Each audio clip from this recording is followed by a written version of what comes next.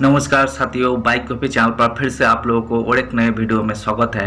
आशा करते हैं कि आप लोग अपने जीवन में खुश होंगे, मस्त होंगे और मजे में भी होंगे। हमने आज फिर बॉलीवुड की बैकग्राउंड से जुड़ी हुई और एक रियल किस्से से आप लोगों को रूबरू करवाने वाले हैं। बॉलीवुड की बैकग्राउंड में अनगिनत किस्से कहानियाँ छुपी हुई होती है जो कि आमजन तक नहीं पहुँच पाते हैं। हमारे चैनल पर हम कोशिश करते हैं उन्हीं किस्से कहानियों को आपके सामने लाने की।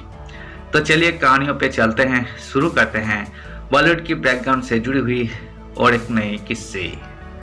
कौन थी देवानंद की धर्म पत्नी, प्यार की खातिर लंघी मजहब की दीवार। इन 6 फिल्मों में सिर्फ एक हीरो के साथ किया काम। Who was Dev Anand wife. Dev Anand अपने दौर के हैंडसम हंग कहलाए। कहा जाता है कि उस दौर में हर एक्ट्रेसेस देवानंद के साथ काम करना चाहती थी। और तो और उनके चाहने वालों में लड़कों से ज्यादा लड़कियों की संख्या होती थी, लेकिन देवानंद ने सभी का दिल तोड़ उस हसीना से शादी की जिसको आज भी बहुत कम लोग जानते हैं। है अपना दिल तो आवारा, ना जाने किस पर आएगा। ये बॉलीवुड का वो खूबसूरत गाना है जो बॉलीवुड के सदाबहार रोमांटिक हीरो देवानंद पर फिल्माया गया। लेकिन क्या आप जानते हैं कि इस गाने के बोल उनकी असल जिंदगी पर बिल्कुल सटीक बैठते हैं। देवानंद की जिंदगी जितनी रंगीन पर्दे पर थी उतने ही दिलचस्प पर्दे के पीछे भी रही। फिल्मों के सेट पर एक फ्लॉप हसीना से प्यार हुआ और गुपचुप शादी कर उन्होंने फिल्मी जगत के लोगों को ही नहीं बल्कि फैंस को भी हैरान कर दिया था।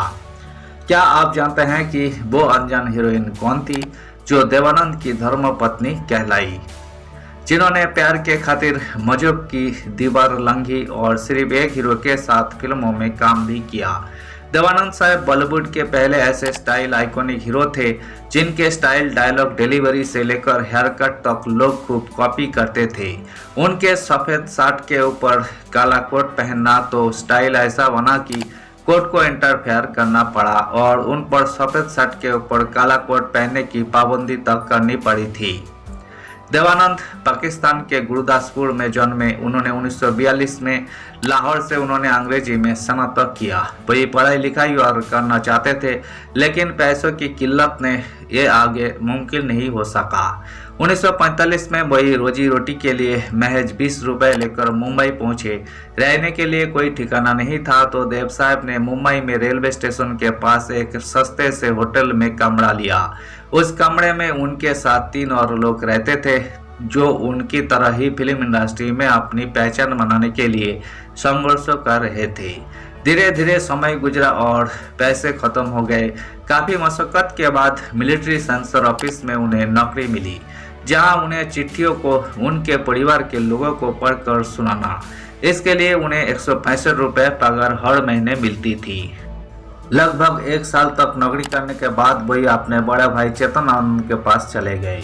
भाई सिनेमा के दुनिया में उनसे पहले से थे तो उन्होंने छोटे भाई को फिल्मों में छोटे मोटे रोल दे दिया।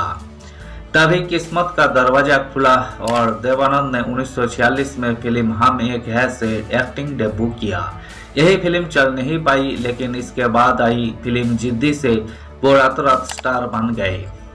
अपने पूरे फिल्मी करियर में उन्होंने 112 फिल्में की, जिसमें टैक्सी ड्राइवर, 9-2-11, गाइड, काला पानी, असली नकली, मेरा नाम, तेरे मेरे सपने कोई ऐसी फिल्में हैं। सिनेमा में फिल्मी कलाकारों के चर्चे हमें खूब सुनने को मिलते हैं। कई बार उनका ब्रेकअप हो जाता है तो कुछ शादी कर खुशहाल जिंदगी बसा लेते हैं। वो दौर आज के दौर की तरह बहुत फास्ट नहीं था। उस दौर में फीलिंग्स और इमोशंस बहुत मायने रखते थे। देवानंद वैसे तो सूर्या को बहुत चाहते थे, लेकिन सूर्या के परिवार को ये रिश्ता मंजूर नहीं था, क्योंकि इस रिश्ते के बीच में मजहब आ रहा था। सूर्या तो इस प्यार को नहीं भूली और उन्होंने कभी शादी न करने का फैसला किया। फिल्म टैक्सी की शूटिंग के दौरान उनकी मुलाकात एक्ट्रेस मोना यानी कल्पना कार्तिक से हुई। दोनों के बीच में पहले दोस्ती हुई और फिर ये दोस्ती परवान चढ़ने लगा। मुलाकातों का दौर शुरू हुआ और फिर एक दिन वो हुआ जो किसी के लिए हैरान करने वाला था। रोज की तरह सभी शूटिंग के लिए पहुंचे थे। फिल्मों की शूटिंग के दौर कैमरा लाइट एक्शन होता रहा। लेकिन लंच ब्रेक के दौरान लीड एक्ट्रेसेस गायब हो गए। सभी परेशान थे कि आखिर दोनों कहाँ गए, क्योंकि शूट के लिए देरी हो रही थी। दोनों कुछ समय के बाद वापस पहुंचे और सेट पर शूटिंग शुरू हुई। दोनों ने किसी को कुछ नहीं बताया और काम शुरू किया, लेकिन उनकी इस चोरी को एक कैमरामैन ने पकड़ लिया था। कैमरामैन की पारखी नजरों ने देवानंद और कल्पना कार्तिक की चोरी पकड़ ली। उन्होंने सबके सामने कहा कि ये अंगूठी अभी तक तो नहीं पहनी थी, जो ध्यान भटका रही है। देवानंद समझ गए और वो कैमरामैन को साइड में ले गए। उन्होंने कहा इसे कुछ समय के लिए राज ही रखे। बाद में पता चला कि दोनों पहले कहीं कोर्ट मैरिज के लिए इंतजाम कर चुके थे। शूट ब्रेक के दौरान दोनों चुपके से निकल गए थे और शादी की फॉर्मेलिटी पूरी कर ली थी। देवानंद ने शादी क्यों निजी रखी, इसके बारे में बात करते हुए उन्होंने कहा था कि शादी एक निजी फैसला होता है। मैं शादी की ढिंढोरा लोगों के सामने नहीं पीटना चाहता था। कल्पना एक ईसाई पंजाबी परिवार से आती थी। देवानंद के भाई चेतन आनंद ने उन्हें फिल्मबाजी में साइन किया तो उनका नाम मोना सिंघा से कल्पना कार्तिक कर दिया। फिल्मों में कदम रखने से पहले वे मिस शिमला प्रतियोगिता में हिस्सा ले चुकी थी। इसी दौरान निर्देशक चेतन आनंद की नजर उन पर पड़ी। रिश्ते में कल्पना चेतन आनंद की पत्नी की चचेरी बहन भी लगती थी। प्रतियोगिता देखने के बाद चेतन ने उन्हें फिल्मों का प्रस्ताव दिया। इसके बाद कल्पना का फिल्मी करियर शुरू हो गया। दोनों ने साथ में Aandhiyan, Humsafar, taxi driver, house number 44 और 9 गैराज ऐसे फिल्में भी की। शादी के बाद कल्पना ने अभिनय छोड़ दिया। दोनों के 2 बच्चे हुए, सुनील अनंत और देवीना।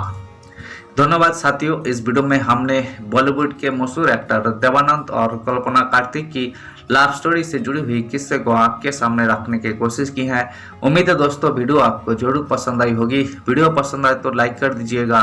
चैनल पर नए आए हैं तो प्लीज़ एक सब्सक्राइब कर दीजिएगा। मिलते हैं नेक्स्ट वीडियो में। धन्यवाद।